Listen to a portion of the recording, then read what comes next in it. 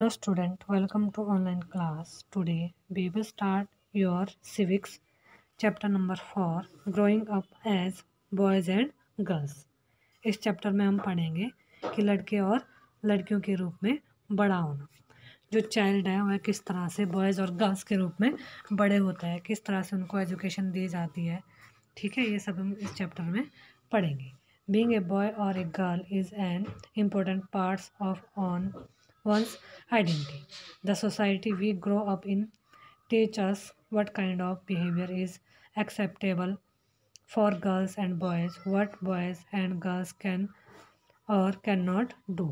इस चैप्टर में क्या है कि लड़का या लड़की होना किसी को भी एक इम्पोर्टेंट क्या है, ये आइडेंटिटी है और उसकी पहचान है। जिस सोशल सोसाइटी में हम बड़े होते हैं उसमें हमें क्या सिखाया जाता है, टीच किया जाता है कि हमें जो बॉयज़ हैं उनको किस तरह का बिहेव करना चाहिए, गर्ल्स को कैसा करना चाहिए, बॉयज़ को क्या करना चाहिए, गर्ल्स को क्या करना चाहिए और क्या नहीं करना चाहिए। We often grow up thinking that these things are exactly the same everywhere, but do all societies look at boy and girls in the same way? We will try and answer this question in this chapter. We will also look at how the different roles assigned to boys and girls prepare them for their future roles as men and women.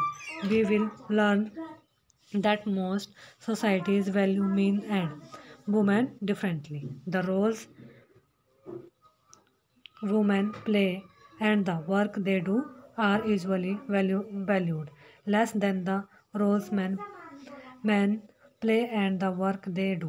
This chapter will also examine how inequalities between men and women emerge in the area of work. फिर क्या है इसमें पढ़ाई हम यह thinking होती है कि सोचते हैं कि बड़े होते हुए कि यह बातें सब जगह बिल्कुल एक सी है, परंतु क्या सभी जो सोसाइटीज़ में लड़के और लड़कियों के प्रति एक जैसा जो हमारा नज़रिया देखने का तरीका एक जैसा है। और इस चैप्टर में हम इन क्वेश्चंस के आंसर जानने की कोशिश करेंगे कि देखेंगे कि लड़के और लड़कियों को दी जाने वाली अलग अलग भूमिका उन्हें भविष्य में स्त्री या पुरुष की भूमिका के लिए कैसे रेडी करते हैं। इस चैप्टर में देखेंगे कि अधिकांश समाज में सोसाइटीज़ में पुरुष व जो मैन और वुमेन को क्या है अलग अलग प्रकार से इम्पोर्टेंस देते हैं और वुमेन्स जिन भूमिकाओं को वर्क को निर्वाह करती है उन्हें पुरुषों द्वारा निर्वाह की जाने वाली जो भूमिका है और कार्य से कम महत्व दिया जाता है। इस चैप्टर में हम यह भी देखेंगे कि वुमेन और मैन में के बीच काम के क्षेत्र में कैसी कैसी जो विभिन्नताएं हैं वो भी हम इसमें देखेंगे। Growing up in Samoa in the 1920s, जो क्या है 1920s में के दशक में समोआ जो एक द्वीप है वहाँ के बच्चों का बड़ा होना किस तरह से दिखाया गया है। The Samoa island are part of a large group of small island in the southern part of the Pacific Ocean in the 1920s. According to research report on Samoan society, children did not go to school. They learned many things such as how to take care of children or do household work from older children and from adults. Fishing was a very important activity on the islands. Young people therefore learned to undertake long fishing expedition, but they learned these things at different point on their childhood. Samoa Joe द्वीप है वह Pacific oceans का एक छोटे छोटे द्वीपों का क्या है समूह है और सामोन जो सोसाइटी है पर एक नए अनुसंधान की जो रिपोर्ट के अकॉर्डिंग क्या हुआ है 1920 के दशक में बच्चे क्या है वहाँ के स्कूल नहीं जाते थे और जो बड़े बच्चे और वयस्क थे, एडल्ट है, वह बहुत सी बातें सीखते थे, जैसे छोटे बच्चों की, जो बड़े बच्चे हैं वह छोटे बच्चों की देखभाल करते थे करना आदि।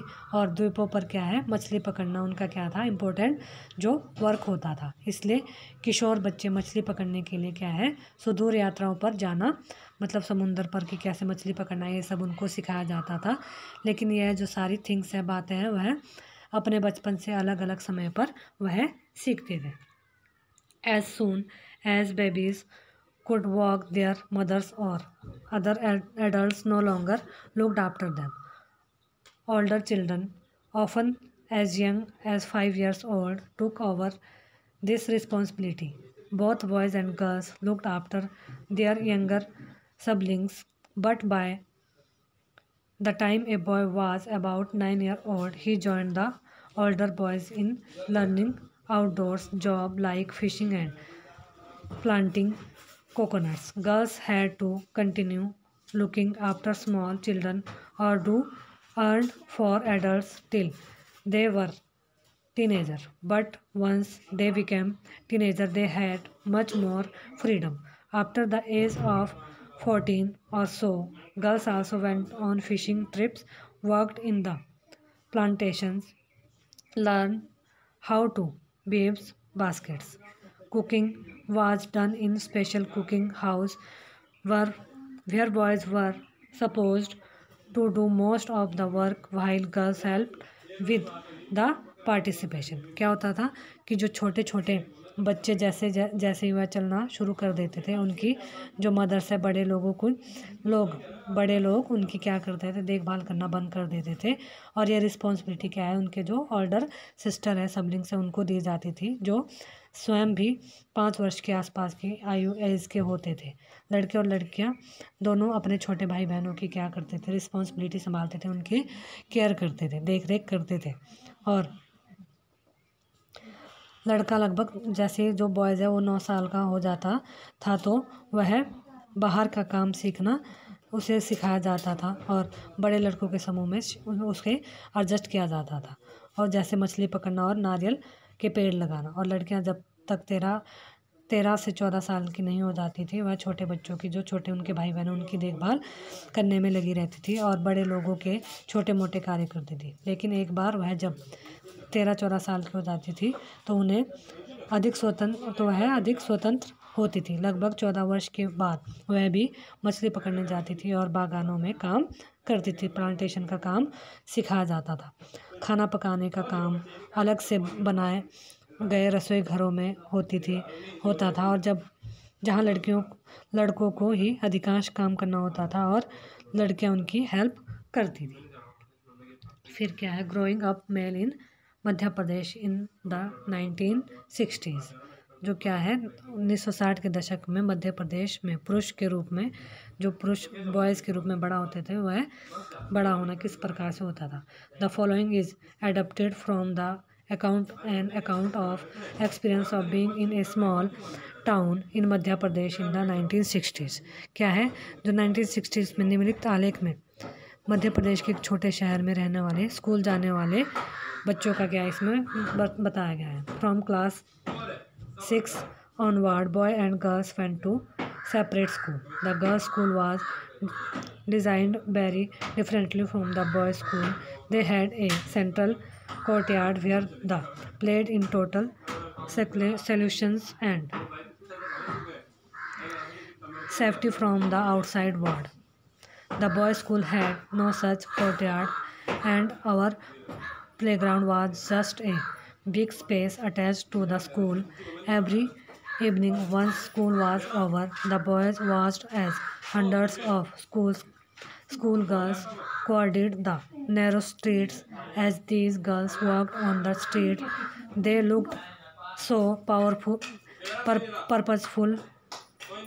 This was unlike the boys who used the street as a place to stand around idling, to play, to try out tricks with their bicycles. For the girls, the street was simply a place to get straight home. The girls always went in groups perhaps because they also carried fears of being teased or attacked. क्या था कि कक्षा 6 में आने के बाद लड़के और लड़कियों का क्या स्कूल अलग हो जाते थे, बॉयज़ का अलग स्कूल, लड़कों का अलग, अलग अलग डिज़ाइन के बनाए जाते थे और उनके स्कूलों के बीच क्या है जो एक आंगन होता था जहाँ वह बाहरी दुनिया से बिल्कुल अलग रहकर स्कूल की सुरक्षा में खेलती थी। लड़कियों के लिए ऐसा कोर्टयार्ड बनाया जाता था। लड़कों के पास ऐसा कोई भी कोर्टयार्ड आंगन नहीं होता था, बल्कि उनके खेलने का मैदान बस एक बड़ा सा खुला स्थान होता था जो स्कूल से लगा हुआ था। हर शाम स्कूल के बाद सैकड़ों लड़कियां की भीड़ में सकरी गलियों से जाते हुए देखते हैं। सड़कों पर जाती हुई लड़कियां बड़ी गंभीर दिखती थी। यह बात लड़कों से अलग थी जो सड़कों के अनेकों कामों के लिए उपयोग करते थे, जैसे यूं ही खड़े खड़े खाली समय टाइम वेस्ट करने के लिए, दौड़ने और खेलने के लिए और साइकिल चलाने के लिए, कर्तव्यों को आजमाने के लिए। लड़कियों के लिए गली सीधे घर पहुंचने का एक माध्यम थी। लड़कियां हमेशा क्या है ग्रुप्स में जाती थी। शायद उनके मन में यह डर रहता था कि कोई उनके साथ कोई छेड़खानी ना करे और उन पर कोई किसी तरह का अटैक ना करे। After reading the two examples, I have be realized that there are many different ways of growing up. Often we think that there is only one way in which children grow up. This is because we are most familiar with our own experience. If we talk to elders in our family, we will see that their childhoods were probably very different from ours. क्या है जो हमने example पढ़े ये दो, उनके बाद हमें पता चलता है कि बड़े होने के भी कई अलग अलग क्या है तरीके हैं। हम प्राय सोचते हैं कि बच्चे एक ही तरीके से बड़े होते हैं। ऐसा इसलिए क्योंकि हम अपने एक्सपीरियंस से ही सबसे ज़्यादा परिचित होते हैं। यदि हम अपने परिवार फैमिली के बुजुर्ग से बात करें तो पाएंगे कि उनका बचपन शायद हमारे चाइल्डहुड से बिल्कुल अलग था। We also realize that societies make clear distinction between boys and girls that begins from a very young age. We are, for example, given different toys to play with. Boys are usually given cars to play with the girls' dolls. Both toys can be a lot of fun to play with. Why are girls then given dolls and boys cars? Toys become a way of telling children that they will have different futures when they become man and woman. If we think about it, this difference is created in the smallest and most everyday things. How girls must dress, what games boys should play, how girls need to talk softly or boys need to be tough. All these are way of telling children that they have specific roles to play when they grow up to be man and woman. Later in life, this affects the subjects we can study or the careers we can choose. इसमें क्या है हम यह भी experience करते हैं कि society में लड़के और लड़कियों में क्या है डिफरेंट होता है और बहुत कम आयु से ही यह डिफरेंस शुरू हो जाता है। फॉर एग्जांपल के लिए उनके खेलने की वस्तुएं तो बॉय जैसे कार, मोटरसाइकिल, इन सब चीज़ों से खेलना पसंद करते हैं। लड़कियों के खिलौने जैसे डॉल्स यह खिलौने होते हैं।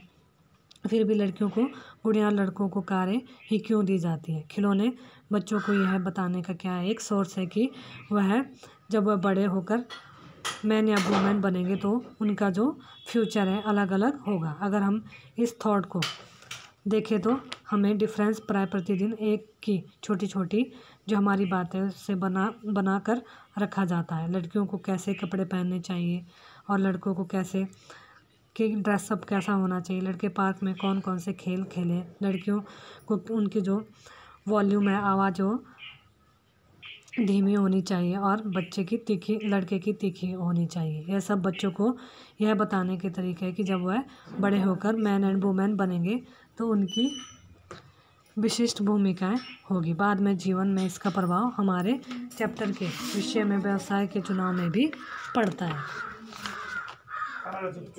In most societies, including our own, the role man and woman play or the work they do are not valued equally.